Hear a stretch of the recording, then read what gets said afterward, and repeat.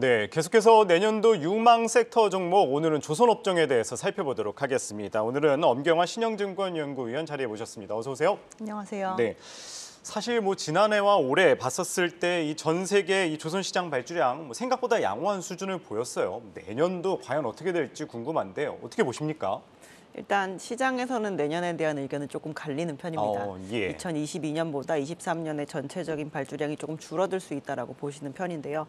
저희는 좀 오히려 더 늘어날 수 있다라고 보는데 전체 선박 시장에서 볼륨을 많이 차지하는 선박들이 사실 발주를 한 2년 동안 참았습니다. 그래서 내년에는 오히려 그쪽에서 나오는 이연 발주가 더해진다라고 한다면 전체 총 발주량은 좀 늘어날 것으로 예상하고 있습니다. 예, 그렇다면 또 내년에 이 대형 LPG 선도 시장에 좀 주목해야 된다 이런 이야기도 나오는데 이와 관련해서는 좀 어떻게 보시나요? 원래 LPG라는 것 자체가 LNG를 생산하면서 나오는 부산물 중에 하나거든요. 예. 그래서 LNG 시장이 작년과 올해 상당히 좋았었잖아요. 예. 발주량으로 쳤을 때도 거의 역사적인 고점을 찍었다라고 얘기를 예. 할 정도니까요. 근데 그거에 후행되는 LPG 발주가 사실 거의 이루어지지 않은 상태이기 때문에 예. 내년에 발주 충분히 기대해 볼 수 있을 만한 부분이 있다라고 보고 있습니다. 그런 가운데 이 선박 수주 시장에서 중국이 정말 무섭게 따라오고 있어요. 다행히 LNG 선이나 대형 LPG 선 같은 경우에 아직 우리나라가 좀 경쟁 우위를 점하고 있지만 중국이 진짜 빠른 속도로 쫓아오고 있는데 이와 관련해서는 좀 어떻게 대응을 해야 하나요? 사실 중국이랑 우리나라의 조선 그 사이즈를 보면 단순히 톤수 기준으로 하면은 중국이 줄곧 1등을 해야 되는 게 맞습니다. 그쵸. 저희가 사실 발주가 넉넉하게 많이 나오면 원래 사이즈가 큰 데가 1등을 하고 그 다음 사이즈인 데가 2등을 하는 것이 맞잖아요.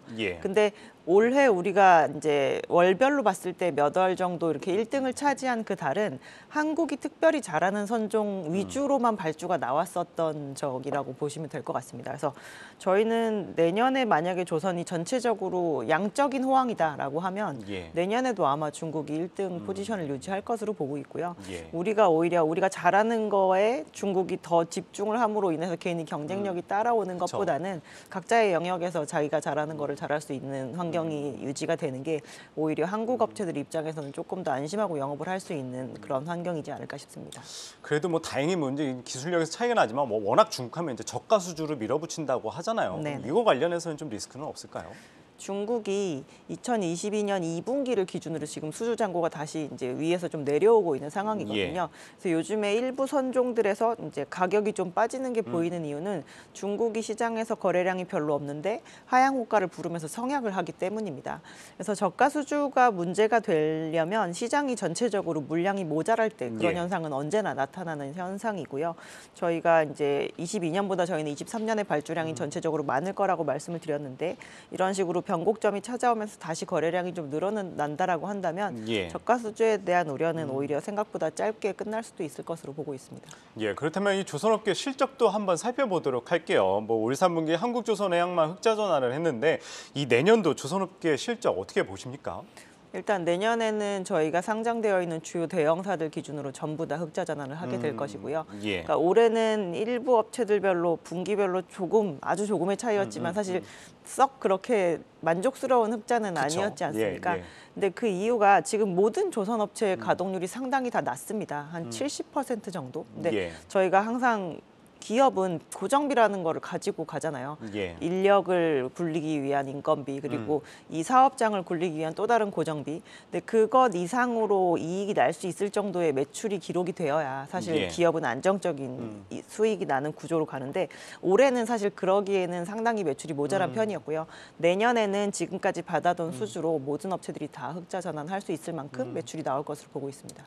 어쨌든 이 내년부터 이 조선업계 흑자를 달성할 것으로 말씀을 주셨는데 그렇다면은 좀 조선주와 나아가서 조선기자재주까지 좀 탑픽을 꼽아주신다면은 어떤 게 있을까요? 일단 저희는 배 타는 기자재 업체들이 더 크다라고 보고 있고요. 올해 내내 말씀드렸던 것 같긴 한데 선박이 많이 만들어졌을 때 꼭 필수적으로 들어가는 필수기자재 업체 위주로 보는 게 오히려 더 성과가 좋을 것이다라고 보고 있어서 선박의 추진 엔진을 만드는 HSD 엔진을 저희는 탑픽으로 추천을 드리고요.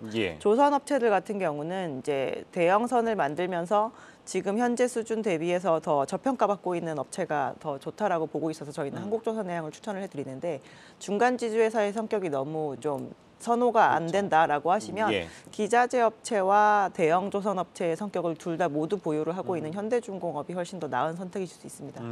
예, 알겠습니다. 뭐 조선주에서는 한국조선해양, 기자재주에서는 HSD 엔진까지 말씀을 주셨습니다. 네, 오늘은 조선업종에 대해서 살펴봤고요. 엄경화 신영증권 연구위원이었습니다. 오늘 말씀 고맙습니다. 감사합니다.